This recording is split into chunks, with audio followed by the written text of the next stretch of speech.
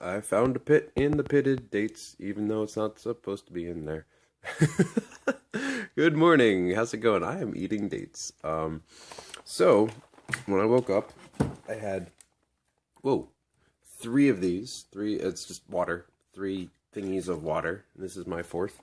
And now I'm about to do some Buddhist chanting. Oh, actually, this morning when I did wake up, I wrote out my intentions for the next 3 months, exactly how I want my life to be. And I read it aloud, and I was listening to music, and I was just like, in a calm, peaceful state, and that's cool. That's a good habit to get into.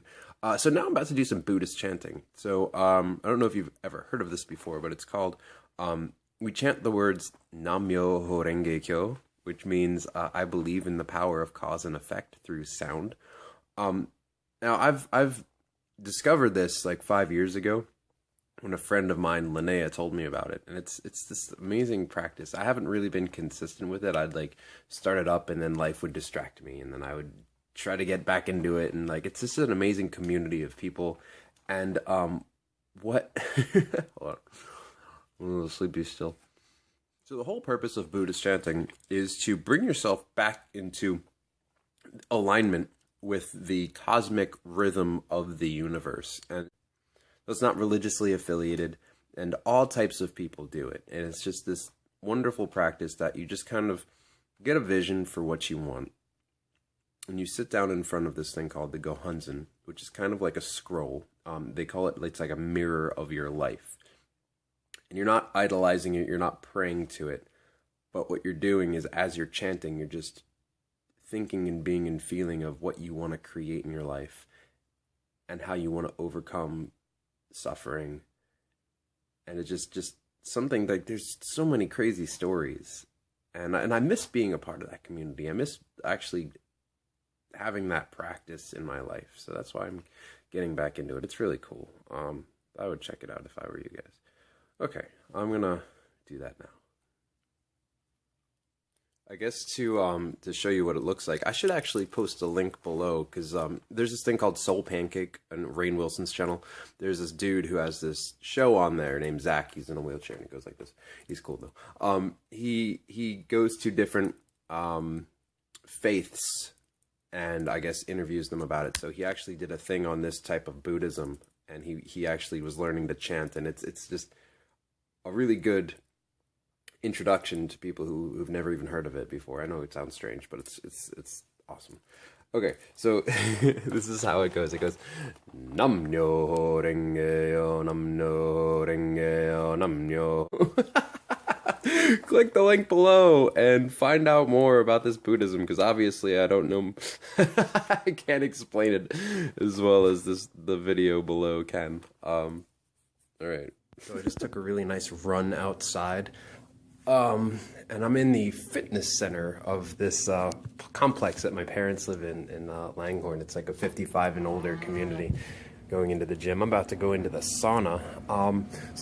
As I was running, I was listening to this audio from my friend Amir from his NLP training course, and he was talking about what's useful. That's probably the most powerful concept that anyone could keep in mind during coaching sessions, during just one-on-one conversations with a person, just in everyday life. What is useful to me right now at this very moment? And what can I use, clearing out my own personal filters, to help this person change and transform who I'm talking to? So we all have filters that we see the world in. So we get information, it comes through our five senses, and we delete, generalize, and distort that information to create an internal representation. And that's the pictures that we've created in our minds.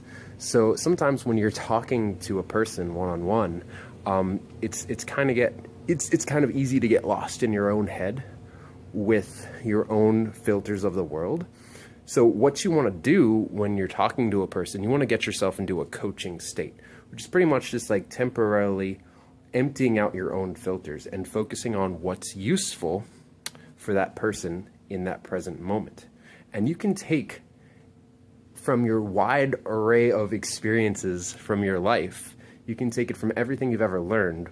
Whatever you feel at that very moment will be useful for the person standing right in front of you.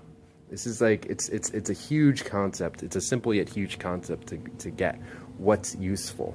because there's a lot of things that are like knocking around our heads that just aren't useful. And that's why people get negative, because they just go off in their path and they don't trust their unconscious minds that they have the answers, that they can actually help people and help themselves and live a good, happy, fulfilled life. They end up on this thought path like, oh God, what if I fail? What if like this? And then I'll end up homeless, and then I'll lose my job, and then this will happen, this and this and this, and it just snowballs, right? But you can snowball in the other direction. So it's it's all about what is useful for you at that present moment, and taking from all your experiences that you've had in life. So my friends, I'm just enjoying myself right now. I'm gonna take a sauna, and I will see you in a little bit. Oy vey, that was a good schwitz. I'm gonna have a little nosh and a bagel, and I'll be okay. Okay, good. Schwitz. So my travel plans for the next year are as follows. Obviously, Houston, Texas in a week. Going to be living there. Then, July 1st to the 15th, going to Chiang Mai, Thailand for a fruit festival, the Thai Fruit Festival put on by Durian Rider and his girlfriend, Freely the Banana Girl. And then, what's the next one after that? September. I'm just planning to travel a lot, like all the time. But these are the ones that I know are going to be set in stone. September, the end of September, I'm thinking maybe like the 20th to like the 28th, Disney World, Florida, because of two reasons. The Food and Wine Festival, which is amazing, and Dapper Day in the fall. So it's like where everyone dresses up in their best duds from like the 20s or the 40s or the 60s or whatever, and they just like hang out. Like everyone in Disney World is like decked out in nice looking clothes, and they ride the boat. Yeah. So I'm going to be there for that. And I want to go somewhere extravagant for New Year's. Don't know where yet. So if you have any suggestions. I'm in an elevator. Elevators always bring me up.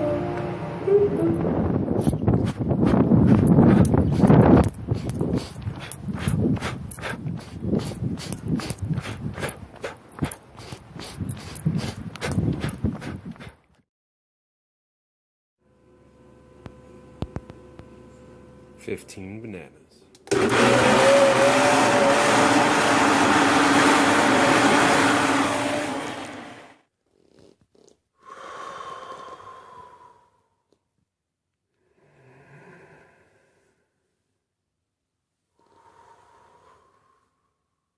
Just relaxing. My M Wave 2. It monitors my heart rate variability. I mean, I'll probably make another video about it, but just breathing along with it. I'm in like low coherence, which means the connection between my mind and my heart like measures the spaces in between my heartbeats pretty much, or something like that.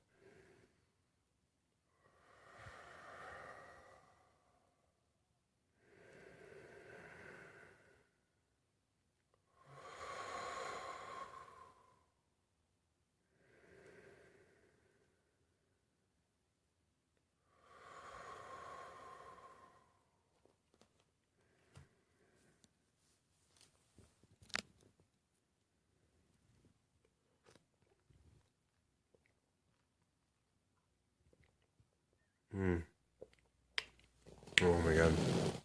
15 bananas and water tastes so